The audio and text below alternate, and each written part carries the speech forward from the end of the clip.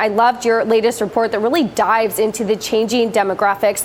What regions are you seeing that see the strongest growth?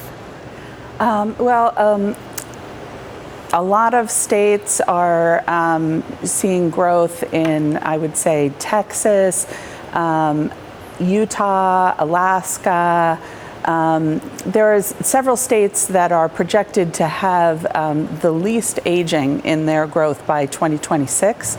And Texas is a great example of that, where their growing population and their growth prospects for revenues are really going to offset any of the pressures that are associated with that, those growth in population and service demands and things of that nature. And Arlene, is it too early to say if the SALT cap deduction is having an impact on the coastal states, as if people want to move inland, for example? I think it is a little too early. We're hearing a lot of talk about that, but we haven't seen much data to bear that out.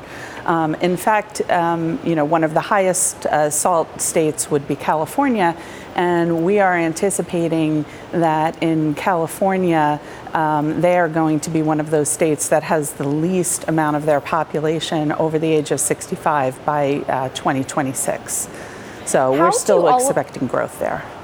And how do all of these aging demographics fold into ratings changes? Demographics are really a foundational element of our credit ratings. So we look at a lot of different demographic factors. Particularly, we're spending a lot of time thinking about the aging of the baby boomer cohort and how that will factor into our ratings. We saw recently with a downgrade of the state of Vermont, which was downgraded really on expectations of slower revenue growth prospects.